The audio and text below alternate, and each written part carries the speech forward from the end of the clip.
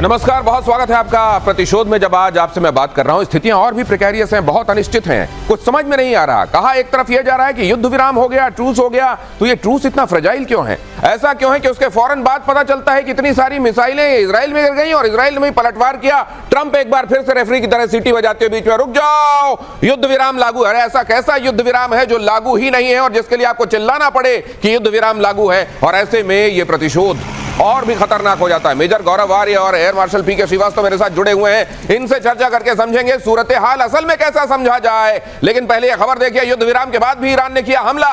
Iran ने Haifa और रमात David air base पर मिसाइलें दागी।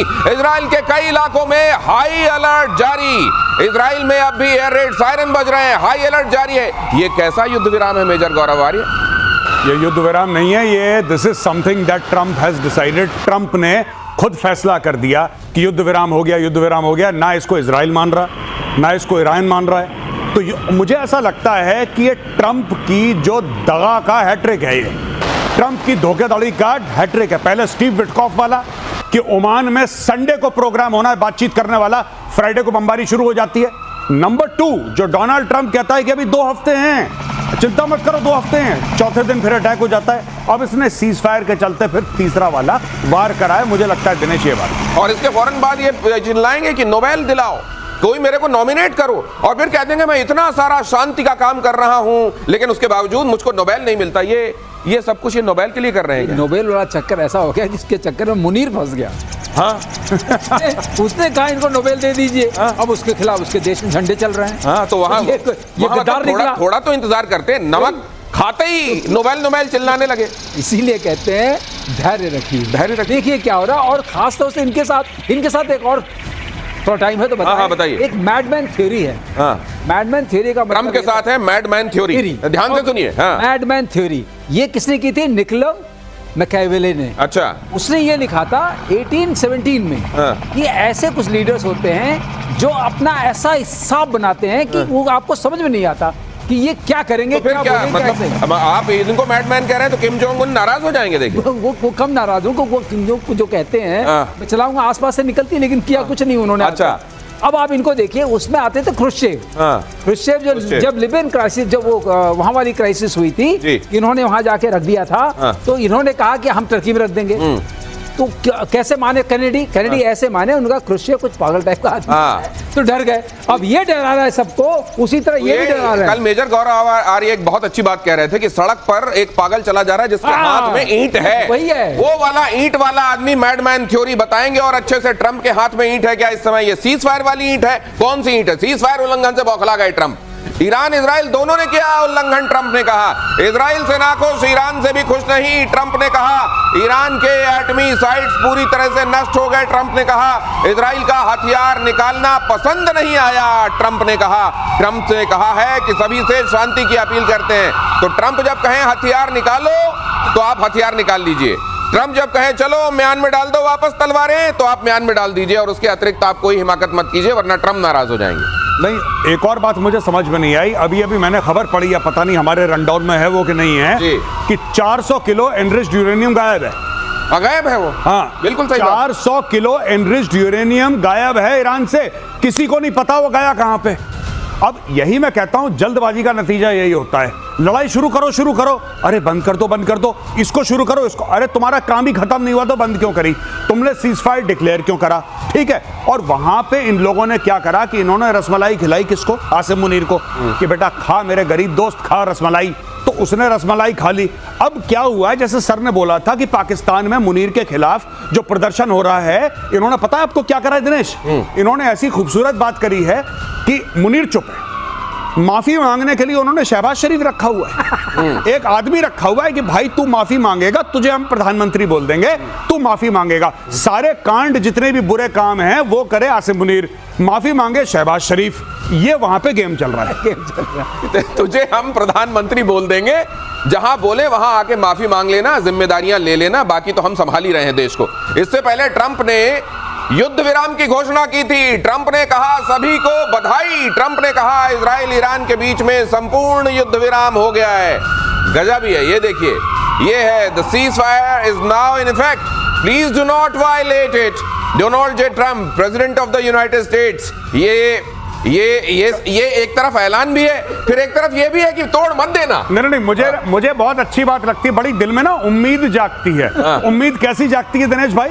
उम्मीद ऐसी जागती है कि यार president of the United states होने के लिए सिर्फ एक ट्विटर हैंडल चाहिए, अगर वो है तो 90% चीजें आपकी ठीक हो गई हैं। इसमें पॉलिसी का भाड़ में, पॉलिसी बाद में देख लेंगे। ट्विटर हैंडल तुम्हारे पास भी है। सोच रहा हूँ सर मैं भी अप्लाई कर दूं president of the United states में। मतलब बहुत सारी चीजें अगर अब इसी तरीके से सोशल प्लेटफॉर्म में होने वाली हैं, जी। बहुत सारा सरकारी काम भी यहीं पे कई जगहों पे देखा जा रहा है, चल रहा है, और यहीं से अगर प्रेसिडेंट ऑफ यूनाइटेड स्टेट्स भी अपना ऑफिस चला रहे हैं तो फिर ये बस एक्स की जरूरत है। दिनेश एक बात समझ, नाम लिखना क्यों पड़ रहा है?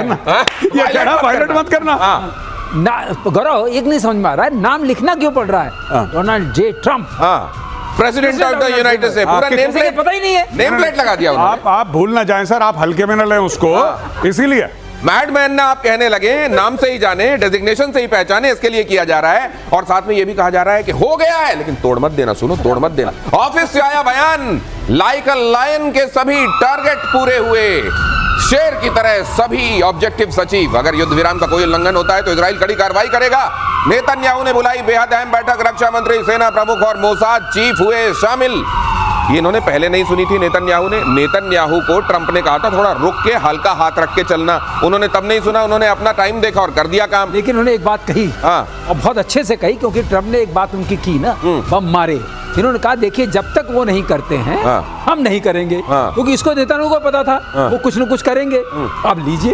लेकिन ये अजीब स्थिति है, उधर उसको कह रहे हैं कि सीज फायर तोड़ दिया, ईरान ने देखो मिसाइलें मार दी, कतर पे भी मार दिया, वो कह रहा है नहीं मैंने नहीं मारी, किसने कह दिया मैंने मारी है? तो इस तरीके से मतलब वो तो सीज फायर पे, तो ट्रंप कह रहा है अच्छा तुमने नहीं मारी, तब तो तुम सीज फायर पे टिके हुए हो यार, तो फिर इजराइल ही गलत कर रही है। गजब स्थिति चल रही है। बिल्कुल, और मैं आपको बता रहा हूं ट्रंप इतना डेस्परेट है नोबेल प्राइज के लिए, वो कह रहा है कि नहीं बस मुझे दे दो। अच्छा, इसको अगर मैं तो कहता हूं कि एक नोबेल प्राइज की कॉपी बना के, खाका बना के इसको पकड़ा दो कि सर आप इसी को मानिए नोबेल प्राइज, ये बिना लिए मानेगा नहीं है। मैं आपको बता, ये बिना लिए मानेगा नहीं। ट्रंप लेकर मानेगा नोबेल प्राइज, चाहे उसको 10 लड़ाइयां शुरू करके सीज फायर करवाना पड़े। ये फालतू में शुरू करेगा, फिर सीज फायर शुरू करेगा, सीज फायर की कोई दे दो, इसको पकड़ते तभी चुप रहेगा। जब 80 साल की उम्र के करीब पहुंच के ये बच्चों वाला हट कि जैसे उसके मुंह में अगर दूध की बोतल डाल दो तो ही चुप होगा, नहीं तो वो रोता रहेगा वाली बात गजब है। अगली खबर देखिए कि सीज फायर को लेकर ईरान के विदेश मंत्री का बयान, हमारी फोर्स आखिरी मिनट तक इजराइल को सजा देगी, सभी ईरानियों के साथ जांबाज सशस्त्र बलों का आभार, ईरान खून की आखिरी बूंद तक लड़ेगा, हमारे सैनिक देश की रक्षा के लिए तैयार, दुश्मन के हमले का आखिरी क्षण तक जवाब दिया जाएगा। खामेनेई ने तो यह भी कह दिया कि हमने जंग जीत ली, हम शिकस्त खाने वाली कौम ही नहीं। बस कहानी खत्म। यही चीज तो पाकिस्तानी कहते हैं। आप पाकिस्तानियों को जितना भी मारिए, वो कहते हैं हम जज्बे वाली कौम है, हम हार ही नहीं सकते। अब इसके देखिए, ये तो ऐसा लॉजिक आपने दे दिया बेसर पैर का,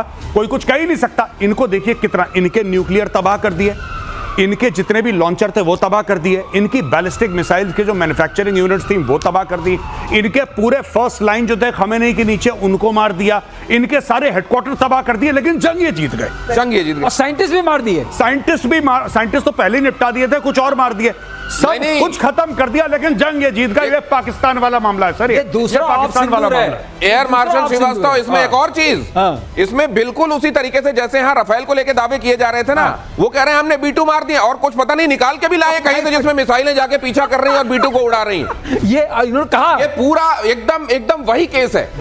जब ईरान के ऊपर हमला हुआ तो खमेनेई ने डायरेक्टली फोन करा आसिम मुनीर को और बोला मुन्नू भाई एक बात बताओ, अब क्या करना चाहिए? कह रहा कुछ नहीं, मार पड़ेगी, उसके बाद कपड़े अपने झाड़ना, बोलना मैं जीत गया बस, और ट्विटर पे लग जाना तुम मीम डालने, जीत गया जीत गया जीत गया। कह रहा हमने ऑपरेशन सिंदूर में यही काम करा था, हमने इतनी मार खाई, सुझा दिया मुंह मार मार के मोदी ने, लेकिन हमने बोला कि हम जीत गए, तुम भी यही करो। और सुना है कि उसके बाद ये भी पूछा गया कि ये बताओ वो कैसे छिपाएंगे सैटेलाइट से, वो जो इतने बड़े बड़े छेद हो गए। बोला तिरपाल डाल दो। तिरपाल की टेक्नोलॉजी तो पाकिस्तान के पास है भाई, वो सीक्रेट टेक्नोलॉजी, ये सीक्रेट टेक्नोलॉजी है, बाहर नहीं जानी चाहिए। पाकिस्तान में कहा गया, खामेनेई ने इजराइल को फिर से दी धमकी, ईरान आत्मसमर्पण करने वाला राष्ट्र नहीं है।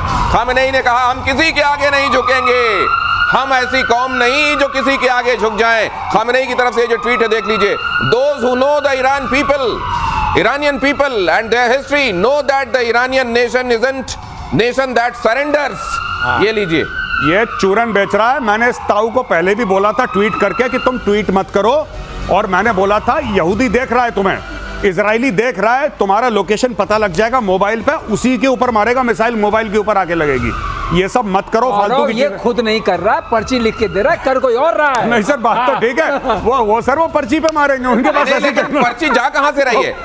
पर्ची कहीं मॉस्को तक तो नहीं पहुंच रही। वैसे कहा यह जा रहा है कि भाई साहब ईरान जो है वो रूस से बड़ा खफा है कि तुमने यार सीरिया में इतना साथ दिया था, हमारा साथ नहीं दिया यार, तो हमारे से क्या दोस्ती तुमने निभाई। लेकिन अगली खबर देखिए, इजरायली हमले में एक और ईरानी वैज्ञानिक की मौत। युद्ध विराम से ठीक पहले हुए अटैक में मौत। ईरान के प्रमुख परमाणु वैज्ञानिक मोहम्मद रजा, युद्ध में अब तक 15 ईरानी वैज्ञानिकों की मौत हो गई है। भाई साहब वहां वैज्ञानिक बनने कोई जाएगा नहीं, बच्चों को कहेंगे बेटा साइंस मत लेना, तुम साइंस मत लेना बेटा, तुम आर्ट्स लेना, ह्यूमैनिटीज लेना, तुम साइंस मत लेना बेटा। साइंस लोगे तो यही काम होगा। ईरान में बच्चे साइंस के लिए ऑप्ट नहीं करेंगे, अभी ये इतना खत्म कर दिया। स्टेम का इतना चक्कर चल रहा था ना, यहाँ पे वो चक्कर बंद होने वाला है, कोई नहीं लेने वाला है। बात बताइए, जितने कमांडर्स चले गए, जितने वैज्ञानिक चले गए, मान लीजिए इनके नंबर 2 भी होंगे, तो क्या इजीली रिप्लेसेबल होती है पोस्ट? एक चीज सोचने वाली है, ये मार किसको रहे?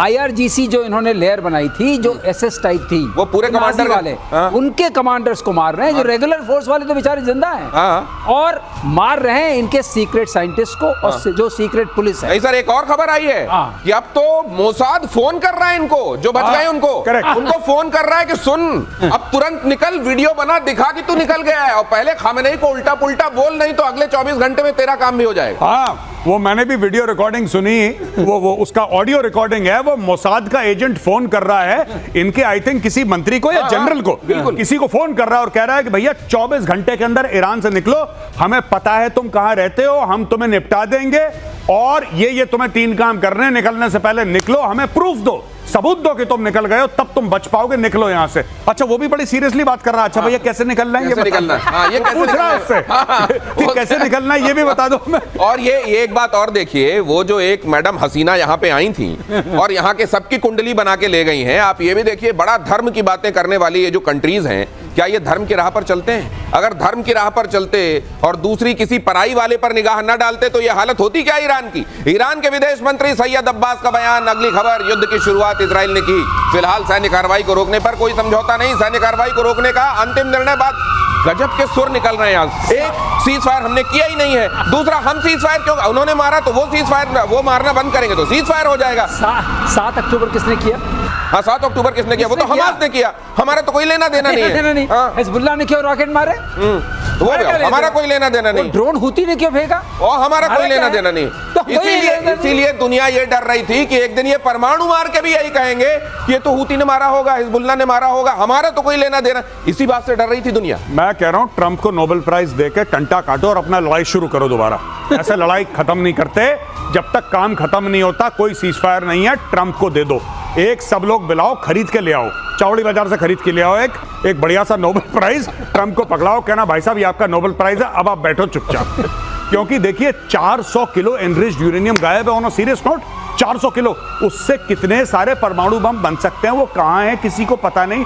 दुनिया के कौन से कोने में जाके छुपा दिया किसी को नहीं पता। और तीसरी चीज, अगर किसी को लगता है कि खमेनेई और उसकी पूरी टीम को जब तक तख्ता पलट नहीं होगा, जब तक इनको निपटाएंगे नहीं, तब तक अगर ईरान में कोई चीज नॉर्मल हो सकती है और इजराइल खतरे से बाहर है। बहुत बड़ी गलतफहमी है ये, बहुत बड़ी गलतफहमी। खमेनेई जब तक है तो ये असल में जो जड़ है, तो अभी ऊपर आपने पेड़ हो सकता है उसकी ट्यूनिंग कर दी गई हो, ट्रिमिंग कर दी गई हो, तो फिर उगेगा। युद्ध विराम पर अमेरिका के राष्ट्रपति का बयान। युद्ध विराम अब प्रभावी हो गया है, लीजिए। ये प्लीज युद्ध विराम का उल्लंघन ना करें। ये प्रकारांतर से, ये वही बात को अलग अलग तरीके से ये बोलते हैं कि हमने युद्ध विराम लागू कर दिया है, फिर ट्रूस ले आएंगे, फिर सीज फायर ले आएंगे, इस तरह के शब्दावली। और साथ में वो जो पार्टीज हैं जिनको लेके दावा कर रहे हैं, उनको धीरे से बोलेंगे, सुनो अब कोई किसी पे हमला नहीं करेगा। और इतने में खबर आएगी कि हमले हो गए। दिनेश प्लीज पर नोट करिए, प्लीज प्लीज प्लीज। पहली बार ट्रम्प ने प्लीज कहा था, और उससे पहले क्या था? Complete surrender. पहले ऑर्डर था, प्लीज पे आ गया। प्लीज पे आ गए। थोड़ी देर में और हाथ जुड़े हुए आएंगे इस टाइप से, और प्लीज मेरे नोबेल का ख्याल रखो यार, ऐसे मत करो। अगली खबर देखिए, कतर ने फिर खोला अपना स्पेस। ईरान और इजराइल में युद्ध विराम के बाद खोला है स्पेस। ईरान ने कतर की राजधानी दोहा में स्थित अमेरिकी बेस पर मिसाइल से हमला किया था, जिसके बाद कतर ने अपना स्पेस बंद कर दिया था। कतर में अमेरिकी सैन्य बेस अब भी हाई अलर्ट पर। कतर कह रहा है, बहुत तेहरान के साथ उसने नाराजगी जताई है, नाराजगी का लेटर दे दिया है, लेकिन तेहरान कह रहा है नहीं हमने तुम्हारा ही नहीं है। घर की बात है, देखिए साफ सीधी बात है। लेकिन जो ईरान ने मारा, आप ईरान के अंदर खौफ देखिए दोस्तों, ईरान का खौफ। ऐसा है कि ईरान ने जब मिसाइल मारी अमेरिकन के ऊपर तो पहले एडवांस में नोटिस दिया कि भाईजान इतने बजे इतनी मिसाइल हम मारेंगे, तुम बच जाओ। अच्छा, ईरान ऐसा क्यों कर रहा है? ईरान को अपनी जनता को शांत करना है और पूरा जो ओआईसी के 57 मुस्लिम कंट्रीज हैं उनको यह बताना है कि यार देखो, अमेरिकन के ऊपर सिर्फ मैं हूं जो अटैक कर सकता है, किसी की और औकात नहीं है। और वहां पे चुपचाप, अरे इनमें हिम्मत होती ना दिनेश भाई, अगर इन लोगों में, ईरानियंस में हिम्मत होती तो जो पर्शियन गल्फ में इनके एयरक्राफ्ट कैरियर हैं, इनके डिस्ट्रॉयर हैं अमेरिकन नेवी के, उसमें मिसाइल मारते, अरे कुछ तो करते। ये नहीं कर, ये पहले एडवांस में बताते हैं, ये डर गए ईरानी। गौरव, एक बात और है, आपने कहां मारा? आपने कतर में मारा, 1000 दूर है, 1000 किलोमीटर दूर। क्यों नहीं मारा बहरीन में? फिफ्थ फ्लीट तो खड़ी है ना, मारो, हिम्मत है तो। क्योंकि वो 10-12 मिनट दूर है।